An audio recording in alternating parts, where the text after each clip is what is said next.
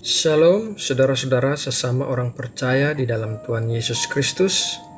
Salam penuh kasih dan sukacita dalam saat teduh kita di Bijaksana Channel. Selamat datang dan selamat bergabung bagi yang baru pertama kali menonton video renungan di Bijaksana Channel ini. Seperti biasa, kita akan mengawali renungan kita dengan berdoa dan mengucap syukur. Bapa kami yang ada di sorga, puji syukur kami naikkan ke hadirat-Mu buat segala kebaikan dan pertolongan-Mu di dalam hidup kami. Kami percaya Engkau mengasihi kami dan memberikan segala sesuatu yang terbaik bagi kami. Terima kasih ya Bapa, sepanjang hari ini kami telah disibukkan dengan segala kegiatan kami, dan sekarang tiba saatnya untuk kami duduk diam di kaki-Mu dan bersaat teduh. Singkapkanlah rahasia firman-Mu bagi kami, agar kami boleh bertambah-tambah dalam pengenalan akan Engkau. Terima kasih ya Bapa. Dalam nama Tuhan Yesus kami berdoa dan mengucap syukur. Amin. Dari semua yang bisa menggambarkan kasih Tuhan Yesus kepada kita, Rasul Paulus memilih untuk menggambarkannya sebagai kasih seorang mempelai laki-laki yang mengasihi mempelai perempuannya. Mari kita baca Efesus 5 ayat 25. Hai suami, kasihilah istrimu sebagaimana Kristus telah mengasihi jemaat dan telah menyerahkan dirinya baginya.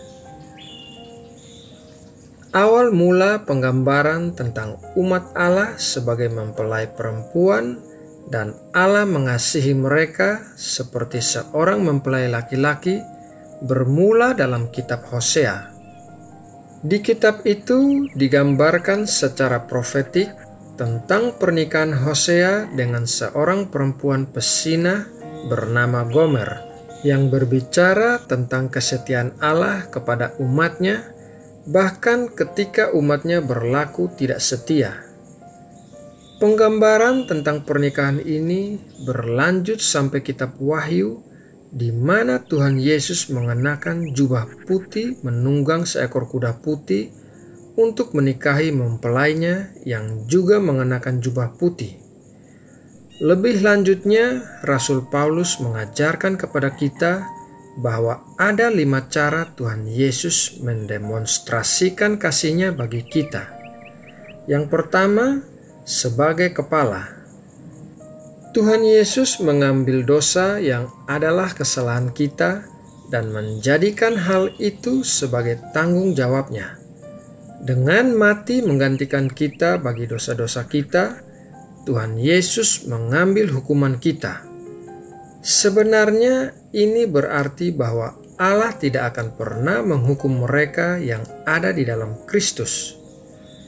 Harga bagi dosa kita dibayar sekali untuk selamanya oleh Tuhan Yesus, karena sebagai pemimpin dan kepala kita, Ia menjadikan kita tanggung jawabnya dan mengasihi kita dengan tidak bersyarat. Yang kedua, sebagai juru selamat. Tuhan Yesus melepaskan kita dari takdir mengerikan yang disebabkan oleh dosa kita.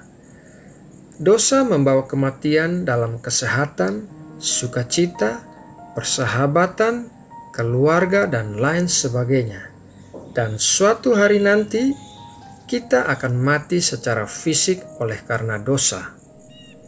Sebagai juru selamat, Tuhan Yesus membebaskan kita dari dosa dan menjanjikan kita kehidupan yang baru dan kekal di dalam Dia. Poin yang ketiga, sebagai pemberi. Tuhan Yesus memberikan dirinya bagi mempelainya. Dalam kerendahan hati, Ia mengesampingkan hak-hak dan hidupnya untuk melayani mempelai perempuannya.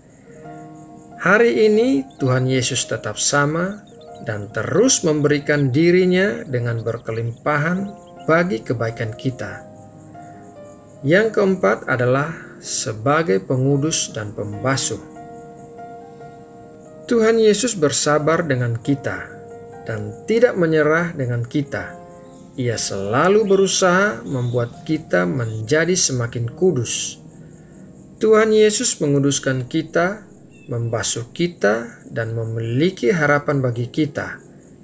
Ia belum selesai dengan kita dan tidak akan selesai sampai kita melihatnya muka dengan muka. Yang kelima, sebagai pemelihara dan pribadi yang menghargai. Tuhan Yesus mengasihi kita dan seluruh umatnya dengan bersemangat.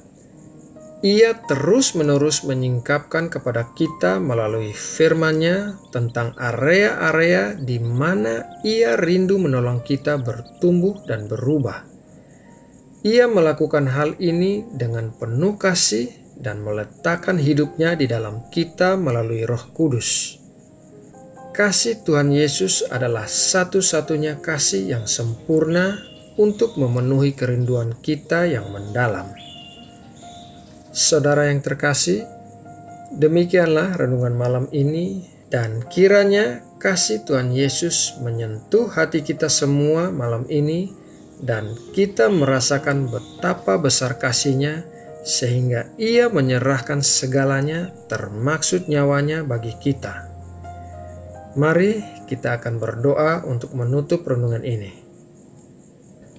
Bapa kami yang ada di sorga, Allah semesta alam yang perkasa dan mulia, kami berterima kasih untuk berkat firman-Mu yang baru saja kami terima, dan kiranya firman-Mu tertanam di dalam hati kami dan mengingatkan kami akan besarnya kasih Kristus bagi kami, seperti kasih seorang mempelai laki-laki bagi seorang mempelai perempuan.